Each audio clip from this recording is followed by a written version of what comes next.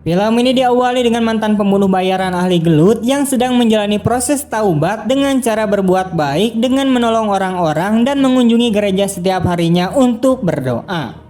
Nama pria ini adalah Deden Bayawak. Tapi suatu waktu dia melihat seorang pria yang terlihat sedang menyembunyikan sesuatu di bawah salah satu pot bunga di dekat gereja.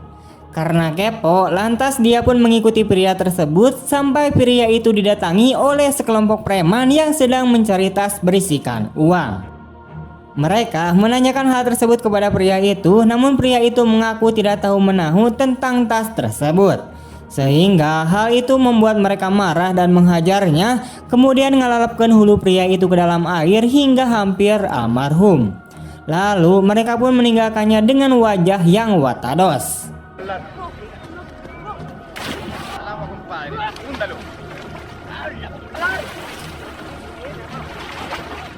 Deden Bayawak kemudian menolongnya dan diketahuilah nama pria malang itu adalah Agus. Dia meminta Deden untuk membawanya ke rumah temannya yang bernama Antonia. Sesampainya di depan rumah, Antonia mempersilahkan mereka untuk masuk, namun ketika melihat kondisi Agus, Antonia segera menyuruh anaknya untuk pergi ke rumah sang bibi. Hal itu dilakukannya untuk melindungi anaknya jika suatu waktu ada seseorang yang mencari keberadaan Agus di rumahnya.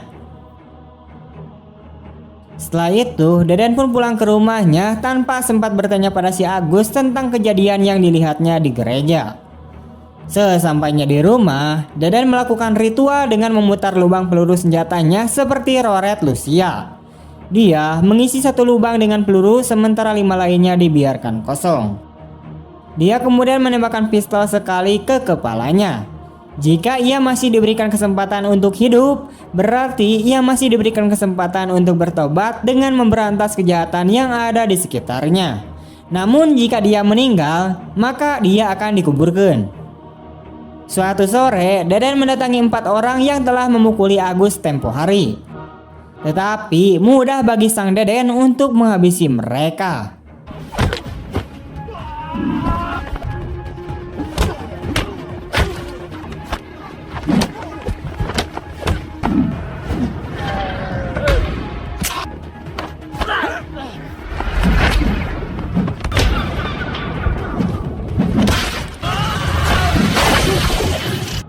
Setelah baku hantam, Deden berniat pergi ke rumah Antonia untuk meminta segelas air minum. Tapi saat itu dia melihat banyak orang lalu lalang dengan senjata. Sesampainya di rumah Antonia, Agus kemudian memohon kepada Deden untuk melindunginya dari para mafia. Disinilah diketahui akar dari masalahnya. Rupanya tas berisikan uang yang disembunyikan si Agus beberapa hari lalu itu ternyata milik seorang bos bandar narkoba yang sangat disegani.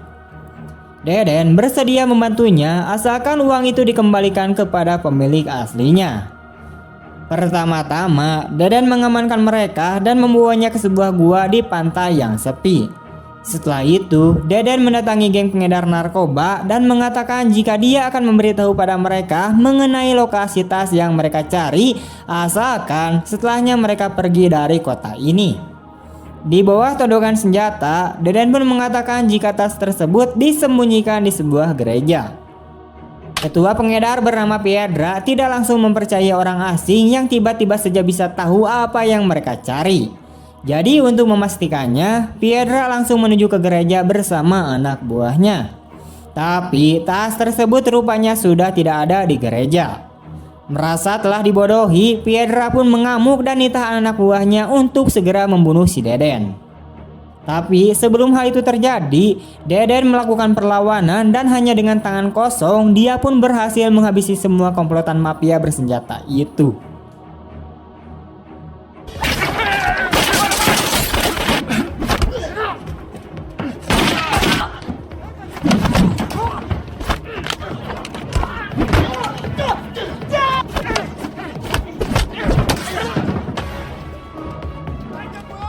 Tak lama setelah Deden pergi, Piedra kemudian tiba dan sangat terkejut ketika melihat semua antek-anteknya almarhum dengan tragis.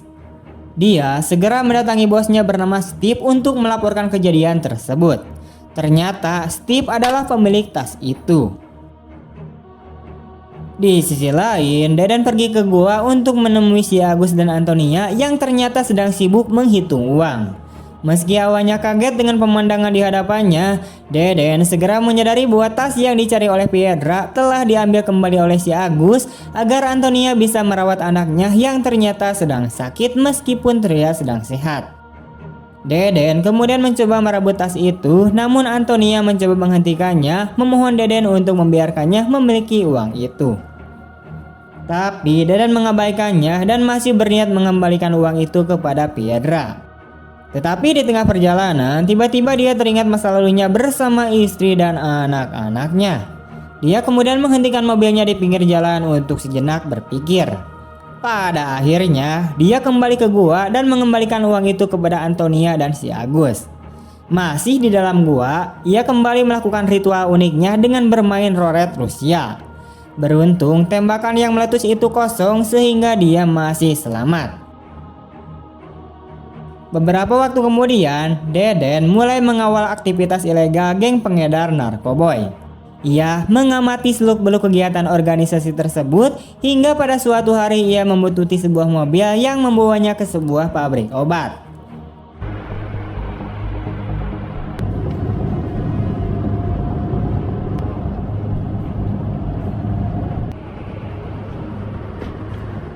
Dari kejauhan, ia terus memata-matai aktivitas yang berlangsung di sana. Setelah mobil yang sebelumnya dia ikuti meninggalkan pabrik, dia pun masuk ke mobilnya dan mengikutinya.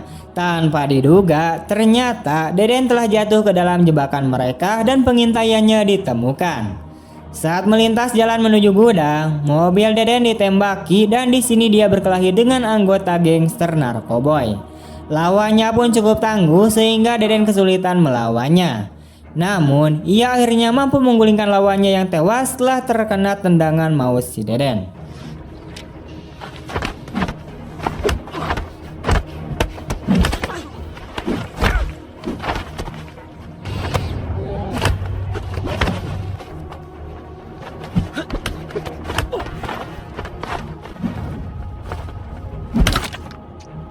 Malam itu, dia kembali ke gua untuk beristirahat. Di sana, Antonia datang dan mengundangnya untuk berbicara. Saat Antonia menyentuh punggungnya, ia pun langsung teringat kenangan masa lalu bersama sang istri. Di masa lalu, Deden diculik bersama istrinya yang sedang hamil. Saat itu, istri Deden disiksa dan diteriaki kesakitannya oleh seorang pria bernama Alakran yang memiliki julukan Scorpio. Pria itu mencongkel isi perut istrinya yang sedang hamil di depan mata kepalanya sendiri. Alakran memberikan Deden pilihan untuk mengakhiri hidup istrinya atau melihatnya disiksa sampai almarhum. Deden tidak bisa berbuat apa-apa karena saat itu juga ia dalam keadaan terikat. Di bawah ancaman pistol, dia pun diberikan pistol yang diarahkan ke tubuh istrinya. Dalam keadaan darurat dan dia pun tidak bisa melihat istrinya tersiksa lagi, lantas dia pun terpaksa menembaknya sampai is dead. Kembali ke masa sekarang, Deden terlihat mengendarai mobilnya untuk kembali ke markas pengedar narkoboy. Saat berada di gua persembunyian, Agus mencoba mengambil perahunya yang ditambatkan di tepi pelabuhan dengan cara menyelam ke tepian. Dia bermaksud menggunakan perahu itu untuk melarikan diri dari kota. Sayangnya, ketika dia berhasil naik ke perahunya, dia ditangkap oleh anak buah Alakran. Dia kemudian kembali menyelam untuk kembali ke gua.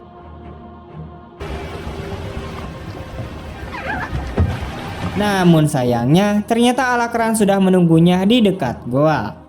Pada saat yang sama, Deden berjalan dengan pistol untuk menyerang sebuah pabrik obat. Dia menembak penjaga yang berdiri di gerbang dan dengan berani memasuki pabrik. Baku tembak pun terjadi dengan sengit.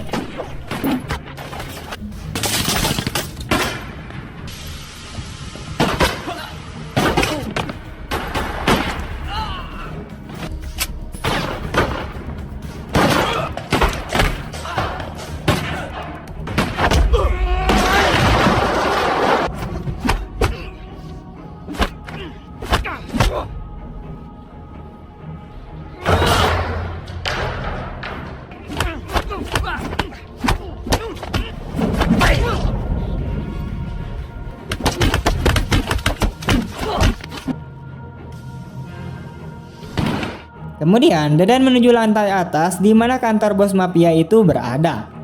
Ruangan tampak berantakan dan di lantai berserakan peluru. Dia mendekati kursi tempat bos mafia itu duduk. Dia curiga karena bosnya duduk dengan kaku dan tidak bergerak. Namun sebelum dia memeriksa bos mafia itu, Alakran tiba-tiba memukulnya dengan sangat keras dari belakang. Deden yang kehilangan kesadaran kemudian dibawa pergi. Saat pingsan, Deden teringat akan masa lalunya di mana ia melihat bayangan Alakran yang merupakan musuh terbesarnya saat itu. Di masa lalu, ternyata Deden ini memiliki pekerjaan terhalang dan dia adalah seorang pembunuh. Ternyata saat itu dia disewa untuk membunuh Alakran di rumahnya. Namun karena Alakran sulit dikalahkan, Deden melakukan kesalahan. Selama perkelahian, tiba-tiba putra Alakran keluar dari kamarnya sambil berlari, tepat saat Deden menembakkan senjatanya. Peluru yang ditembakkannya mengenai putra Alakran. Melihat putra satu-satunya yang sangat ia cintai meninggal di depan matanya, Alakran pun menjadi murka. Dia menyimpan dendam terhadap Deden. Ketika Deden terbangun, dia pun mendapati dirinya berada di depan gereja di tepi pantai bersama Agus dan Antonia. Alakran menodongkan pistol ke Agus dan menyuruhnya menembak kepalanya sendiri. Antonia berteriak ketakutan, sehingga Alakran menembak salah satu kakinya.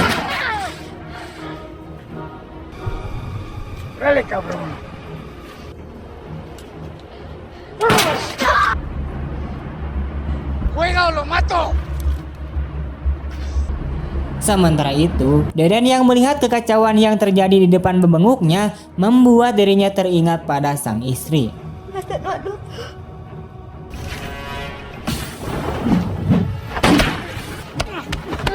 Antonia juga terus melakukan perlawanan sehingga hal itu membuat Deden mempunyai ruang untuk menendang senjata si Alakran. Deden dan Alakran kemudian bertarung dengan sengit karena keduanya juga sangat ahli dalam baku hantam.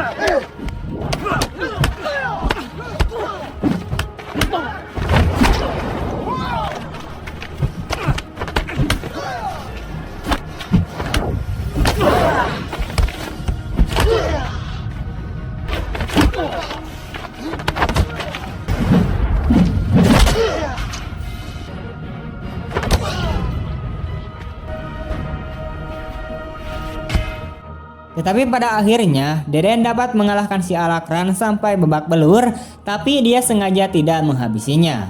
Hal itu dikarenakan agar si Alakran ini tidak masuk neraka dan ia membiarkan si Alakran untuk bertobat agar bisa mengunjungi anaknya di surga. Deden juga membiarkan Alakran sadar diri dan segera bertobat, juga membantu orang-orang yang membutuhkan sekaligus memerangi kejahatan di sekitar. Tamat. Oke, sekian dulu untuk video hari ini. Bagaimana tanggapan kalian tentang film ini? Jangan lupa tulis di kolom komentar. Jika kalian punya pertanyaan atau kalian punya rekomendasi film apa selanjutnya, jangan lupa tulis di kolom komentar. Terima kasih, see you next time and bye-bye.